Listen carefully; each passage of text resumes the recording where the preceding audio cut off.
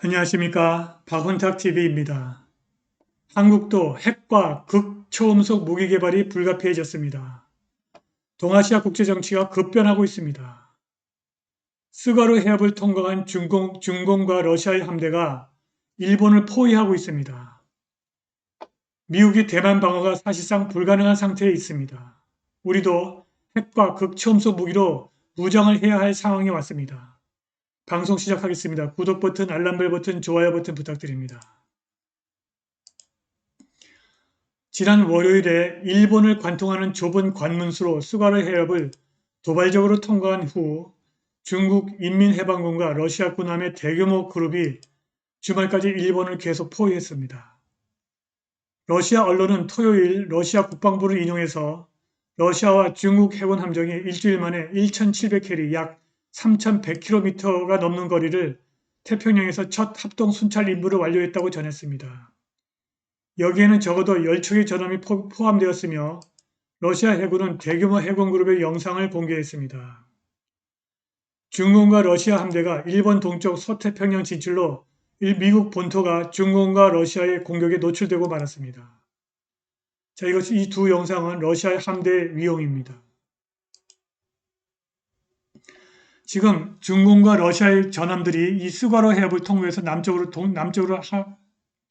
항해하면서 지금 이 선을 따라서 일본을 한 바퀴 포위했습니다. 아주 심각한 상황입니다. 도쿄를 짜증나게 하고 놀라게 하긴 하지만 이러한 러시아와 중국의 해군 합동 순찰이 일본 해안에 가깝고 스가루 해협은 국제 해역 통과 지점으로 간주되지만 일본 해군은 나중에 그들의 움직임을 면밀히 모니터링한 결과 중국과 러시아 함대의 순찰이 일본 영해를 침범한 것은 아니다라고 말했습니다. 한편 중국의 국영 언론은 합동 순찰 임무를 미국의 주둔과 지역의 불안정화에 대한 중요한 균형 추라면서 환영했습니다.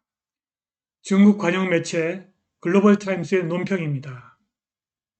며칠 전 스가루 해협을 통과한 중국과 러시아 연합 해군 함대가 일본 본토의 동쪽을 따라 남쪽으로 항해하여 거의 일본을 한 바퀴 도는 움직임으로 이 중요한 수역에 안정적인 균형을 가져올 수 있다.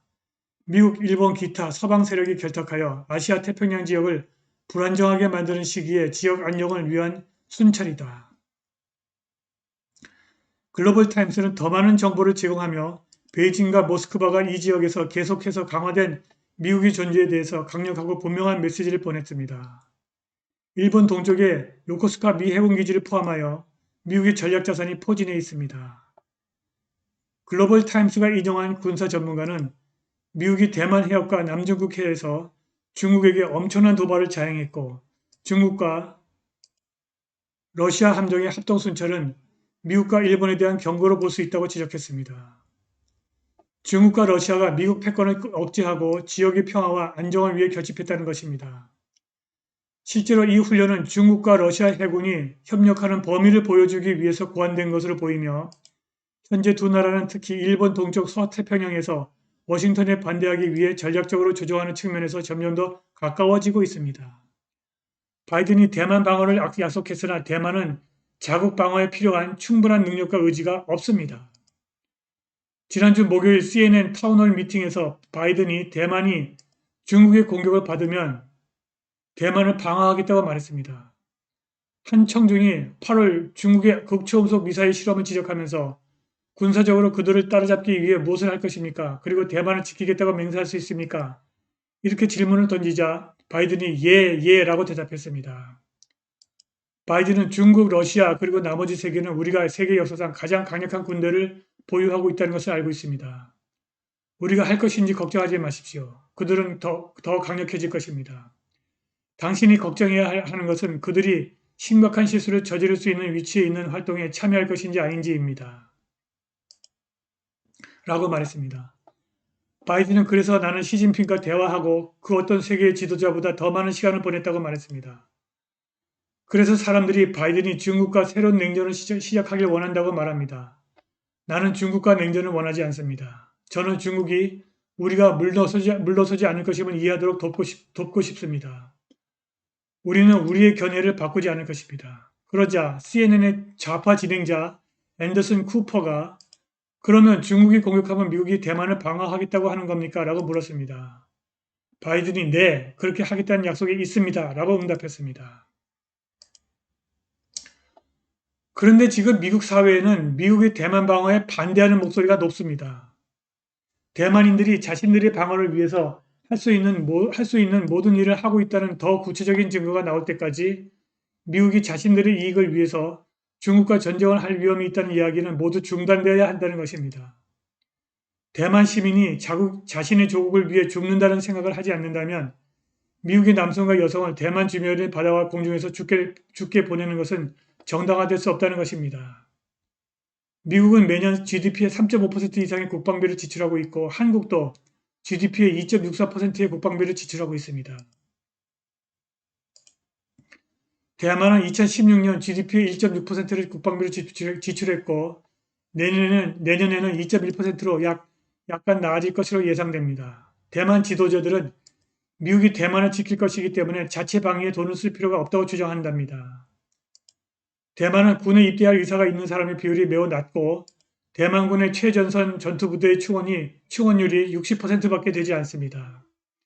타이페이 타임스는 몇 년 전 대만의 신병 모집 연령 청년들의 태도를 조사한 결과 많은 사람들이 군대가 한심하다고 생각하고 군복무를 싫어한다는 사실을 발견했습니다.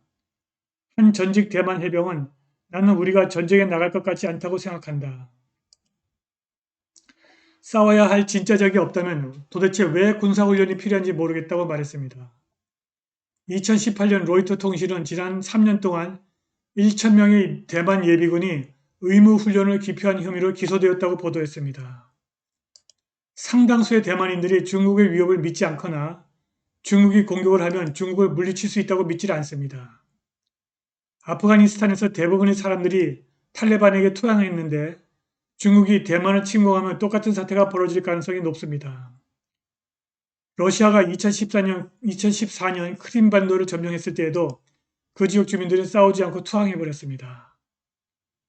중국이 실제로 200만 명의 인민해방군을 대만에 투입한다면 대부분의 대만인들은 싸우지 않고 투항할 것입니다. 지금 미국 사회에 대만 정부가 충분한 군사비 지원을 하지 않고 중국과의 전쟁에서 대만 남녀들이 조국을 위해 싸울 의지가 없다면 미군에게 대만전 참전을 강요하는 것은 비도덕적이라는 여론이 분명히 존재합니다. 중공과 러시아 함대가 이미 일본의 스가루 해협을 무시로 통과하고 있기 때문에 대만이 뚫리면 중국이 바로 미국 본토를 공격할 수 있다는 주장은 헛소리가 되고 말았습니다. 이제 우리도 미국과 협력하여 핵과 극초음속 무기 개발을 서둘러야 할 때가 왔습니다. 오늘 방송은 여기까지입니다. 후원과 자발적 구독력 부탁드립니다. 감사합니다.